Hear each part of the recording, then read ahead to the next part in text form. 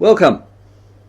We are the Ministry of the Real Truth, and we have come across this book, the Talmud, by Harry Freedman, a biography, banned, censored and burned, the book they couldn't suppress. And the inside dust jacket reads, containing nearly 2 million words in 37 volumes, the Talmud covers topics as diverse as law, faith, medicine, magic, ethics, sex, humour and prayer. It is a highly complex, profoundly logical and frequently impenetrable work with a history like no other. In its 1500-year history, the Talmud has been banned, censored and burned, dissected by scholars and rabbis, probed by philosophers, poets, republicans and kings. In the Talmud, a biography, Jewish scholar Harry Freedman tells the engrossing story of an ancient classic, the legal and mystical pillar of Judaism, and recounts the story of a book which in many ways parallels the history of the Jewish people. From its origins, as a record of discussions amongst scholars in towns and villages close to modern-day Baghdad, Freedman traces the spiralling paths of the Jewish diaspora, this when they were scattered, and explores the story of the Talmud's early origins in Babylon, and its role during the Enlightenment and its influence over the traditional Judaism. A compelling fusion of law, storytelling and spirituality, the Talmud story is a fascinating insight into the history of Judaism, and Harry Freedman's The Talmud, a Biography, is a remarkable account of one of the most important cultural, historical and religious works of our time. There's a contents page. Contents page continued. And here's a little about the author. Harry Freedman has a doctorate in the ancient Aramaic translation of the Bible. So when we saw this, we thought, okay, so has he got hold of the original manuscripts, the Assyrian Aramaic or the Aramaic manuscripts, the Lishana Artika Supriya of the Kitab Asheret, and translated into English? Possibly he has got the modern derivative, the Syriac, and that's what he's used. We'll have to verify that through this book or through further personal research. His previous books include The Gospels Veiled, Agenda, Revolution, Priesthood and the Holy Grail. He lived in London with his wife Karen, and so forth. Preface. This is a story of a book which defines the religion of the Jews, a book which arguably defines the Jews themselves. Most books don't have their own story. At best they have a narrative about their publishing history and subsequent reception by the public. But the Talmud has more than just a story. It has a turbulent history, one which in many ways parallels the history of the Jewish people. The Talmud was composed as a record of discussions amongst scholars and sages in the ancient Jewish diaspora, in towns and villages close to Baghdad. As the Jews dispersed across the world, the Talmud went with them, travelling along trade and migratory routes into the Maghreb, Europe, Arabia and the East. It became the foundation of the Jewish legal system, the bedrock of the Jewish faith. It became more important to the Jews than the Bible itself. The Jews dwelt among many cultures. They exchanged perspectives and ideas with their neighbours. Early contacts between Judaism and Islam produced an intense intellectual cross-fertilisation, the effects of which can still be discerned in Talmudic and Islamic law. The medieval encounter between the Jews and Christianity was less benign. The Church regarded the Talmud as the obstacle which prevented them from converting the Jews, as they try to do in Israel today, by dressing up as rabbis, faking it, i.e. Jews for Jesus club. The response was to challenge, burn, ban and censor the Talmud. Later generations, particularly in Protestant Europe, although just as intent on converting the Jews, nevertheless explored the Talmud for ideas. We find philosophers and poets, republicans and kings, priests and professors all probing the Talmud, seeking inspiration, support or validation for their particular points of view. The most intractable of the Talmud's challenges came from the Jews themselves. Rejectionists, messianic pretenders and savants vilified it, seeking to delegitimize or at the very least to minimize its influence. But like the Jews themselves, the Talmud's capacity for survival is boundless. Today it is studied by more people than at any time in its history. From one perspective, the Talmud story is a history of the Jews. From another, it is a window onto the development of world civilization. The history of the Talmud is a testament to what can happen, for better and for worse, when the literature of one culture comes into contact or conflict with the beliefs and values of another. Conversely, it illustrates the consequences for a self-contained, inward-looking society when its defining texts are confronted by new ideas from the outside. The Talmud is a classic of world literature. It's a massive, ancient, and seemingly impenetrable work. People devote their lives to studying it, but you're not reading a book about what is in the Talmud. This is a story of what happened to the Talmud and the role it has played in world history, religion, and culture. It's not a book for experts or for specialists. It's a book for anyone who wants to know the story of one of the great classics of ancient literature, albeit one which is far less heavily thumbed outside of Jewish circles than Homer, Chaucer, or Ovid. The content of the Talmud may be esoteric, but its history belongs to us all, for there is scarcely a square inch of the world's surface upon which its story was not at some time acted out. Introduction. What is the Talmud? Every nation has its laws. Few nations systematically record the process, the philosophical discussions and legal arguments which lead to those laws. Everybody knows the laws are there for a reason, but the reasons don't make much difference to the everyday life of most people. The Jews are different. As much value is attached to studying the process by which their laws emerged as to an awareness of the laws themselves. Indeed, studying them is said to be more important than keeping them, because studying them leads to keeping them. And there's a footnote down the bottom here. Looks like Sifrei Deuteronomy 41, Kedushin 40b. The Jews are known as the people of the book. And Muhammad called them that too, the people of the book. People of the book is a term that was first introduced in the Quran to describe a faith other than Islam, which has a sacred text. But actually they are the people of the two books. The earlier book, the Hebrew Bible, is considered the sacred, revealed word of God. But the later book, the man-made Talmud, is the more significant for understanding Judaism. The Hebrew Bible, or Old Testament, is the foundation of the Jewish religion. It is the basis of Jewish belief and the origin of its ethics, rituals, and social legislation. But the Bible deals in concepts, principles, and generalities. It really pronounces upon its injunction in detail.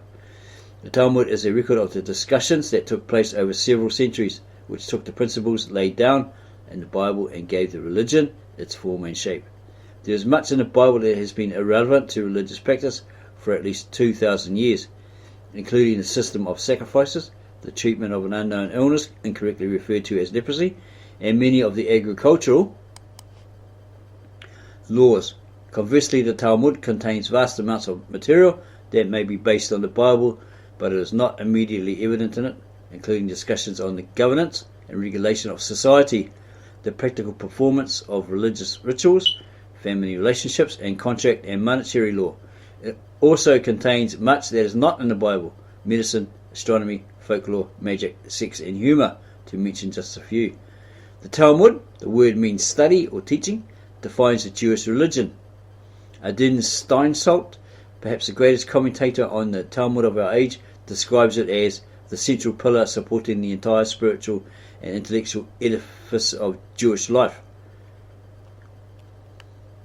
Steinsaltz, 1989. It's not an easy book. It is an exquisitely complex, highly logical, and frequently impenetrable work. For most of its history, studying the Talmud has been regarded by the Jews as an intellectual exercise in its own right, an exercise which, since it leads the student to the essence of human knowledge and experience, confers profound spiritual benefit. The Talmud is a massive work. It contains 1,800,000 words spanning 37 volumes. Although it is concerned with law, it is not a law code. It is a record of discussions that took place in academies in Babylon between the 3rd and 5th centuries, discussions that were based on a book called the Mishnah, a 2nd to 3rd century codification of Jewish law. The Talmud was not written as a book. The people whose discussions it preserves had no idea that someone would come along generations later and edit them into a coherent work. A characteristic Talmudic discussion contains the opinions of people who may have lived centuries apart, woven together to sound as if they are having an actual conversation. Modern editions of the Talmud are printed with dozens of commentaries. A typical edition takes up as much space on a bookshelf as a good encyclopedia. It is arcane and obscure, written as free-flowing prose with no punctuation, into languages with traces of others, which it mixes together and switches between self-consciously. Its logic is dense yet immaculate. It is more interesting in the analysis of a problem than the outcome. It frequently refrains from reaching a conclusion, and even when it does convey a decision, it can be hard to understand. The Talmud does have an overall structure, as does each of the topics it discusses, but its structures can be hard to discern, and the Talmud is capable of shooting off at tangents for pages on end before returning, sometimes, to the original topic. A traditional Talmud page doesn't look like the sort of book you are reading now. It's written in 3 main columns, with additional material in both the left and right margins. The central column, which is in a bold typeface, contains the Talmud text itself. The column typically includes a few lines from the Mishnah on which the Talmud is commenting, followed by the Talmud itself. Of the 3 main columns, the one on the inside, closest to the binding, contains the commentary of Rashi, the great 11th century French commentator. We will meet him in due course. The outside column contains another, slightly later, French commentary, that of the Tosafos. But both commentaries are written in a cursive script. It's known as Rashi script, not because Rashi wrote in it, but because it's a typeface the early Venetian printers used for his commentary and has remained a favourite ever since. The 3 columns do not always run in parallel from the top to the bottom of the page. The printers needed to synchronize the main Talmud text with the commentaries to make it easier for the reader to read the commentary and main text as a single unit. So often one of the columns finishes part way down the page and an adjacent column wraps above and beneath it. The result is that the main text is surrounded by commentary. The margins contain other commentaries or cross-references to passages from the Bible and elsewhere in the Talmud that are cited in the text. Footnote: there are many examples of a Talmud page on the internet. A good resource is that posted by Eliezer Segal, and there's a website there.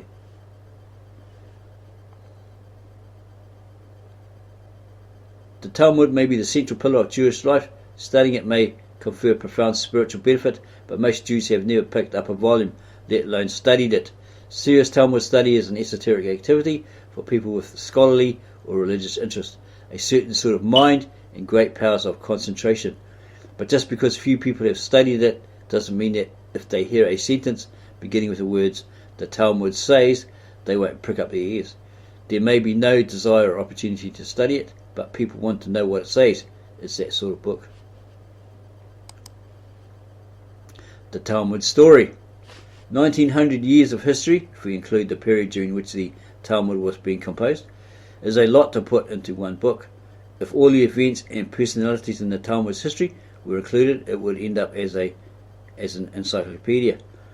The author's purpose in writing this biography was to provide a sense of the Talmud's vast and extensive history, not to distill everything that happened into a single tome. The result is that some of the key events and locations have been covered in greater detail than others, a few important places, and unfortunately, many important people have not been mentioned at all. The author's aim was to keep the story interesting and informative, even at the expense of comprehensiveness. A similar disclaimer applies to the scholars whom he's quoted in their research.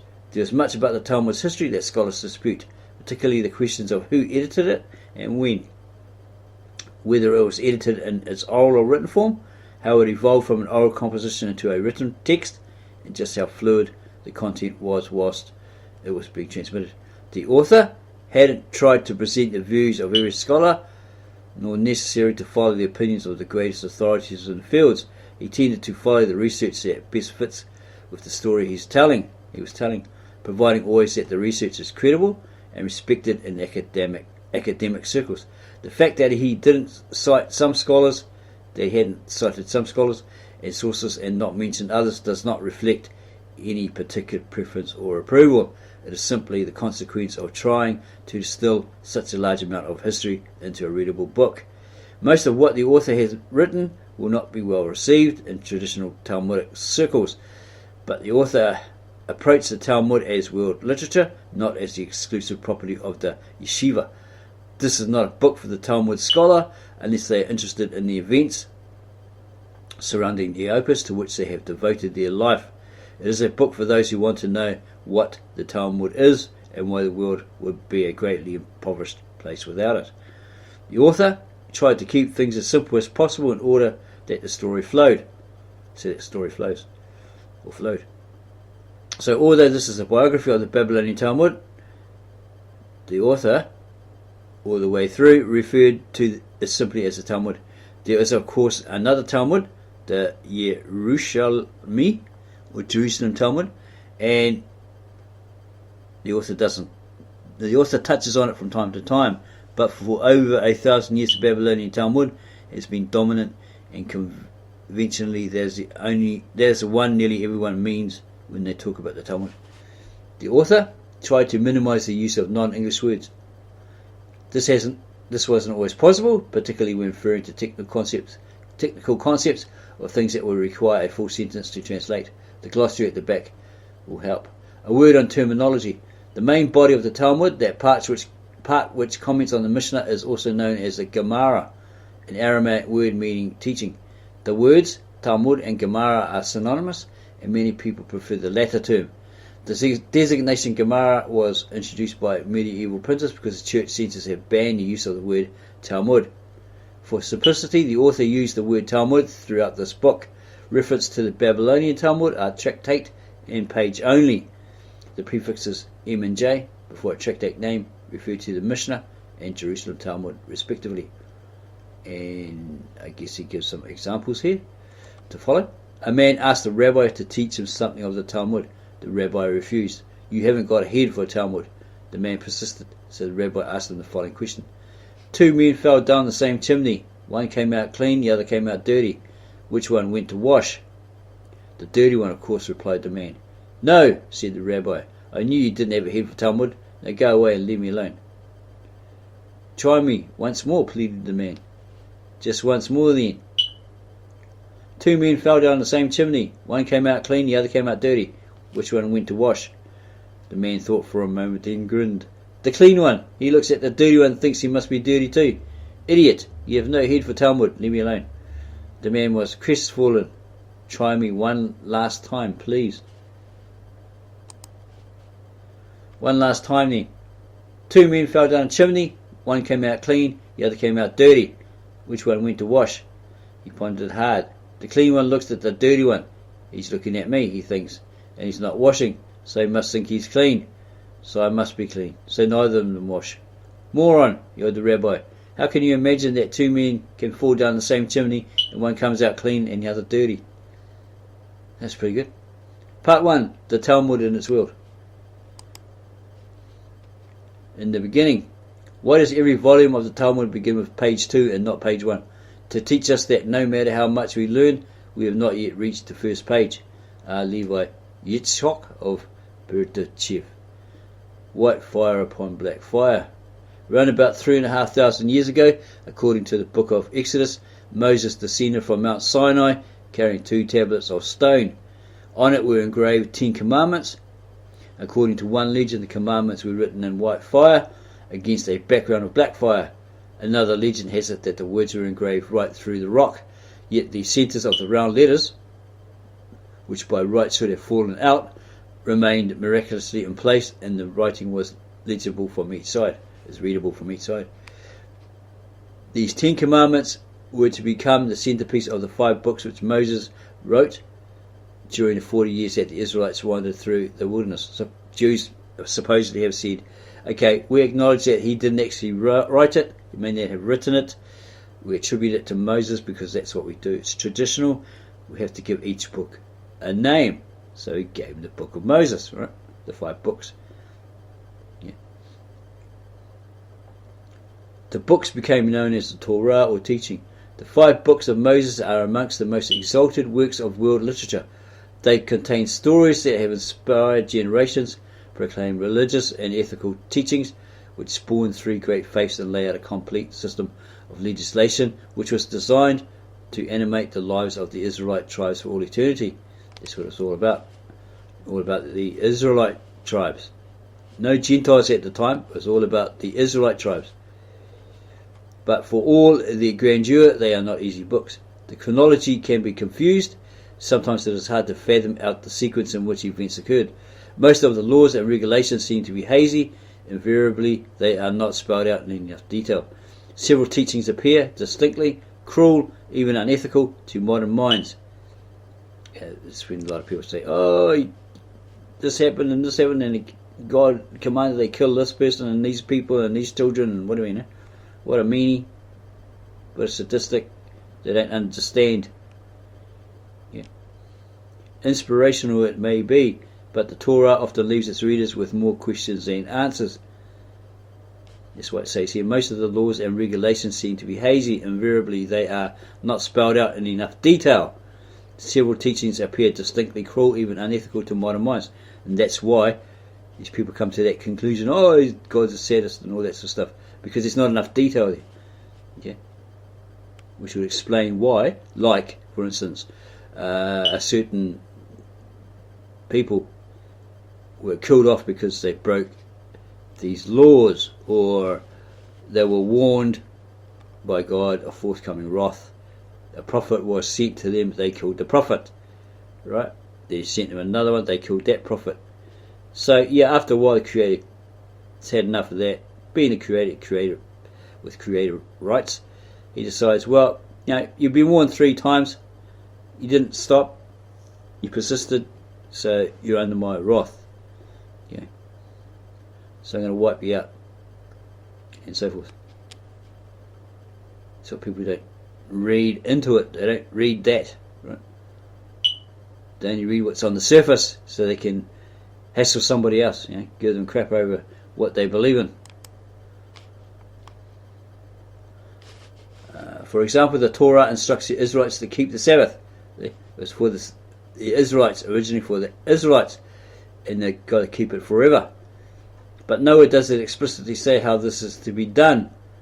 It speaks of husbands and wives, but it does not detail how a marriage ceremony is to be conducted, or indeed if one is needed at all. It explains that the Israelites are merely leaseholders in the promised land, that the earth is God's, and every 50 years all property is to be returned to the families to whom it was originally given. But it offers no guidance on how the inevitable property disputes are to be resolved. Many modern scholars do not believe the Mount Sinai story, nor do they believe that Moses was the author of the Torah. Literary analysis of texts of Torah suggests it was composed about 2,500 to 3,000 years ago, with material from several different sources woven into a more or less coherent whole. If that's so, it's not surprising that the book contains contradictions and repetitions. It's what one would expect from documents stitched together by ancient editors. But the origins of the Torah needn't concern us right now. For most of its history, until the 19th century in fact, nobody doubted that the Torah was written by Moses in the wilderness, apart perhaps from the last few verses relating to his death. If there were any suspicions at all about its composition, it was whether God had dictated the Torah for Moses to write down, or whether the Israelite leader had made it up. There's a footnote here and below. The question was being discussed at least as long ago as the 2nd century, where the Mishnah in Sanhedrin 12:1 proclaims that someone who denies that the Torah comes from heaven has no portion in the world to come. It is referring to those who argue that the Torah was Moses' own creation. The Jews, without exception, held the first view. The Torah was a word of God, prescribing the way they were to live their lives. The Israelites? Every single letter was significant. The Torah contained all the secrets of the universe. More than that, even, according to some, it was the blueprint for the creation of the world. The mystics went as far as to claim that the Torah existed before the creation, that God consulted it when he formed the heavens and the earth. People likened the Torah to water. It was the source of life. It flowed everywhere. No earthly force could hold it back. And just as the flood covers the dry land beneath, so too the Torah conceals hidden depths of knowledge, wisdom and understanding. This meant that its inconsistencies and confusing passages would need to be resolved. People could only obey the frequent exhortations in the Torah that they lived by its commandments. If they knew what this entailed, it stood to reason that there had to be a system that would enable them to plumb the depths of the text, harmonize its wisdom, and fathom its contradictions. The interpretative tradition. To the believer, Moses' lack of detail is deliberate. The Torah is perfect by definition. It's inconceivable that it could be incomplete or lack key information. The reason why parts of it are hard to understand must be that the Torah deliberately challenges its readers to inquire more deeply, to reveal its concealed meaning, to use the God-given power of human knowledge and learning to decode the God-given text. Or for Westerners could be the problem that they don't have the Eastern mindset, so they can't understand it. So people began to study the Torah, seeking to uncover its hidden layers, trying to understand what God really wanted from them. It wasn't just a question of understanding the laws. They hoped to become wiser and elevate themselves spiritually to become closer to the Creator and discover eternal truth. There's a footnote indication here. Bible study begins even in the Bible itself. Most of the Psalms, which were written about after the Torah, add detailed explanations to events first recorded in the Torah. Psalms 29, for example, is an expansion of the events at Mount Sinai, and Psalm 104 is a poetic description of the creation. Many of the Psalms are in effect the earliest layer of interpretation of the Torah. Is that Psalm 104 with the Son of Righteousness, S-U-N? Because we found years ago in a church hymnal that Psalm 104, and because we found that the history of it supposedly was the ode to an Egyptian pharaoh or king, Aton. So supposedly they had adopted it from the Egyptians. I'm just going to go have a look at it. Let's see if that's the same one. Son of Righteousness.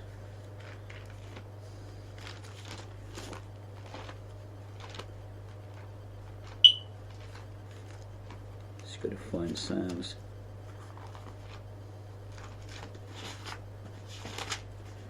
It's amazing how when you're a kid you knew all the books of the Bible. When you get to be an adult, short-term memory.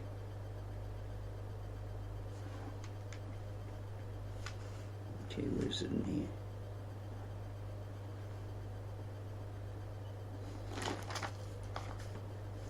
$6.20. It was at 104.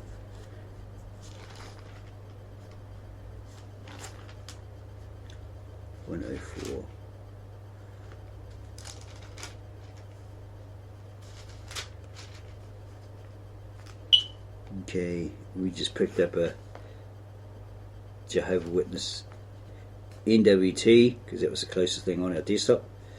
Okay, the others are on a shelf a couple of feet away there from us. And it says, bless Jehovah, O my soul, O Jehovah, O my God, you have proved your great with dignity and splendour. You have clothed yourself and wrapping yourself with light as with a garment stretching out the heavens like a tent cloth. I'm not too sure if this is somewhere in here. It might say Son of Righteousness or something like that. I'm not really sure. Yeah, but that's what we found years ago online. That pretty sure it was Psalms 104 was an ode to King Akhenaten, and somebody adopted it and then adapted it, something like that. Anyway, back to this book.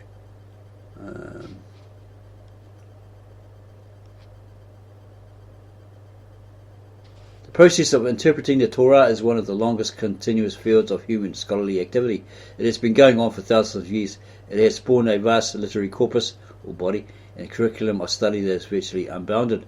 At the heart of this curriculum lies the Babylonian Talmud, a multi-volume compendium as big as an encyclopedia, covering topics as diverse as law, faith, spirituality, folklore, medicine, magic, ethics, sex, relationships, humor and prayer. It's called Babylonian because it was composed in Babylon, part of modern-day Iraq, between the 3rd and 6th centuries. The Babylonian Talmud has a lesser-known, slightly older cousin, the Jerusalem Talmud, which hailed from Roman-occupied Israel. Generally, when we talk about the Talmud, we mean the Babylonian version. The Talmud might look like a book, but it is far more than that. It's an institution. People devote their lives to studying it. No other book in history has made such demands of its readers. Its raison d'etre is to explain the Torah, whatever that is in French. But its explanations only raise more questions. It is not a linear work. It doesn't start with an introduction and build to a conclusion. You can open it anywhere, and you really have to turn back. You rarely have to turn back to find out what's been going on. It's often referred to as the Sea of Talmud, possibly because wherever you dive in, you're swimming. The Talmud is arcane and obscure. The Babylonian version is written in 2 languages, which it mixes together and moves between seamlessly. Its logic is dense. The arguments it puts forward are often perplexing. It presents arguments, but it is not preoccupied with finding solutions. Equally, it's quite happy for a problem to have multiple solutions. These are the words of the living God. If the Torah raised questions, the Talmud raises questions about questions.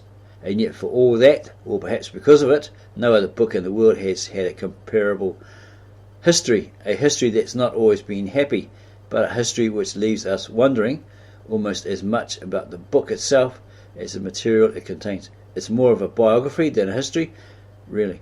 Not so much the story of a book as the story of a life. The oral law. Most of the Talmud is based on a record of discussion held in the rabbinic academies in Babylon between the years 230 and 500 BC. The years 230 and 500 CE. It's before the Christian era. Perhaps calling it a record is a bit misleading because the discussions are not set out formally, subject by subject, speaker by speaker. It's nothing like Hansard or the Congressional Record, which give precise accounts of who said what and when in a debate. Instead, the Talmud tends to weave several topics together, skipping seamlessly from one to the other, creating conversations between people who lived generations apart, switching languages as it goes, from Hebrew to Aramaic, and back again with a few Greek words thrown in, fabricating a complex web of hypothesis, rejection, argument, and counter-argument. It is a perplexing, confusing, and rigorously logical work. It takes nothing for granted and is not satisfied with anything less than absolute certainty. And there's some references here to that fact. At the heart of the Talmud is an earlier work known as the Mishnah. Mishnah literally means repetition, both because it was taught through verbal repetition and because it repeats and explains the laws in the Torah.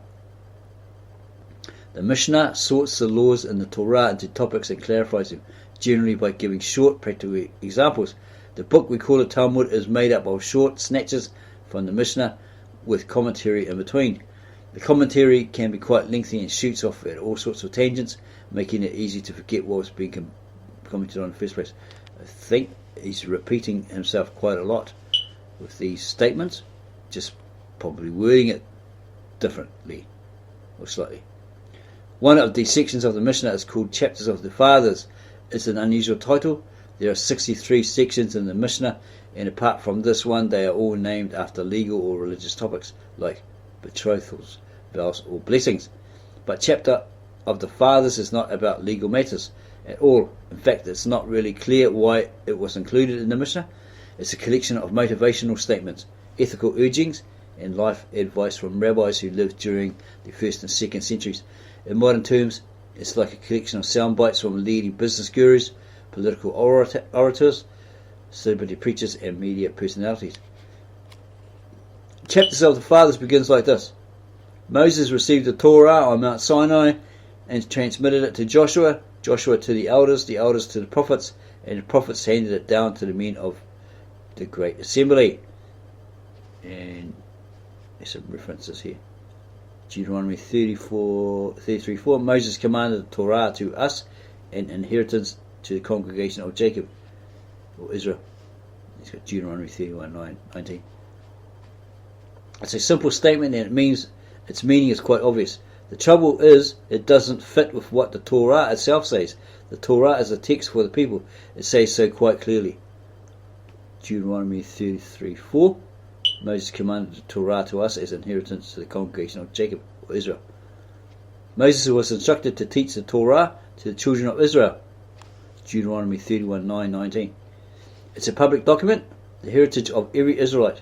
It's not some arcane knowledge to be handed down in secret across the generations through a succession of dignitaries to the men of the Great Assembly, whoever they were. And this is where the story of the Talmud has its first encounter with politics, because the Torah that Moses transmitted to Joshua and so on is not the Torah that God instructed Moses to write in the wilderness. The Torah that contains the Ten Commandments, it's another Torah altogether. It is in fact a Torah which explains the other Torah. It's enough to make your head spin, isn't it?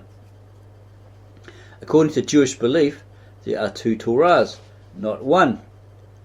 One was dictated by God to Moses in the wilderness, placed into a wooden chest overlaid with gold in the sacred tabernacle in the wilderness, transferred in due course to the Jerusalem temple and copied by scribes onto parchment.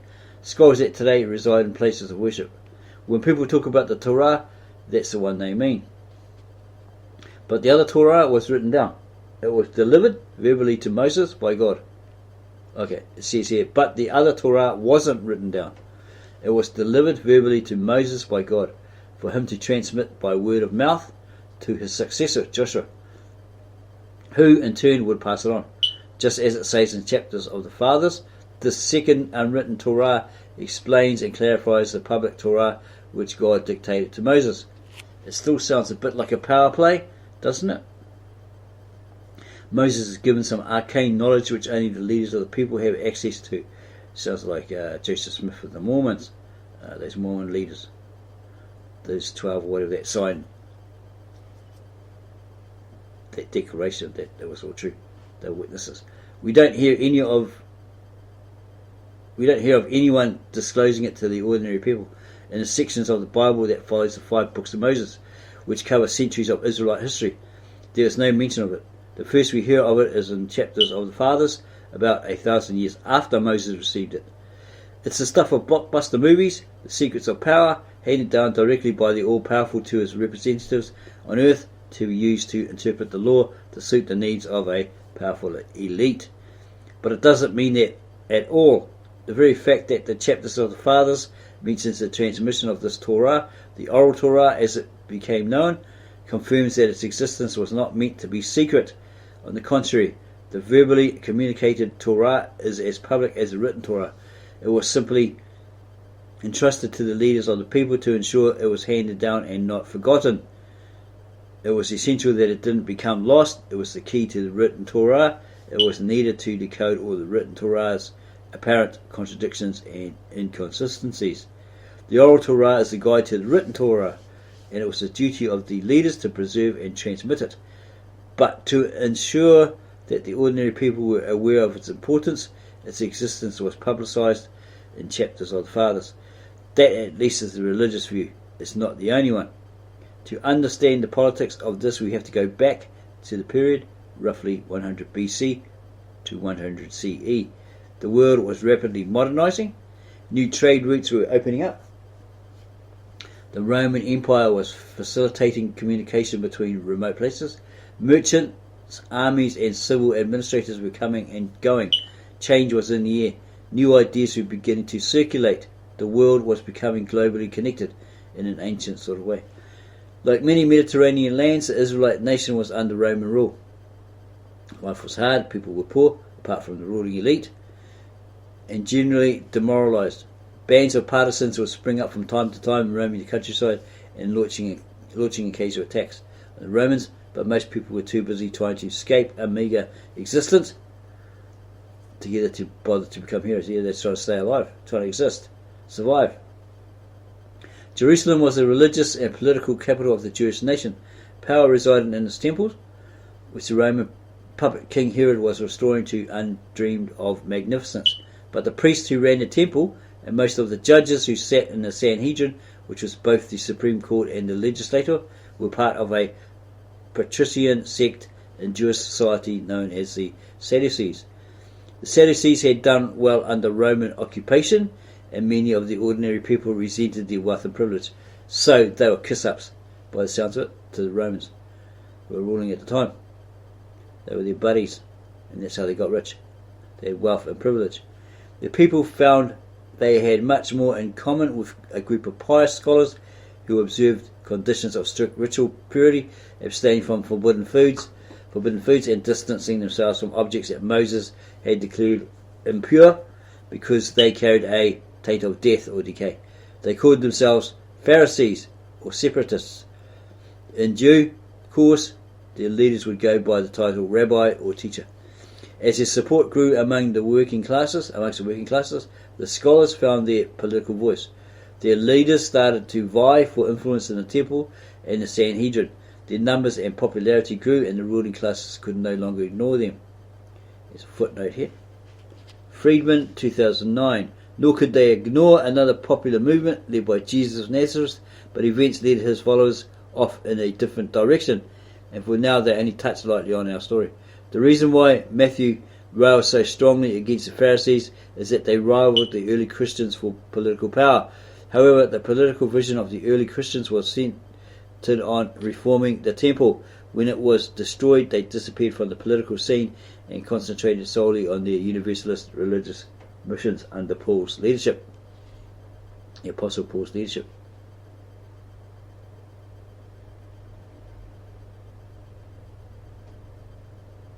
Okay, the Pharisees saw things very differently from the Sadducees. The written Torah had given the priests privileges which had enabled many of them to grow wealthy and complacent. The Pharisees argued that these privileges were being abused, that the written Torah had been misinterpreted. They quoted teachings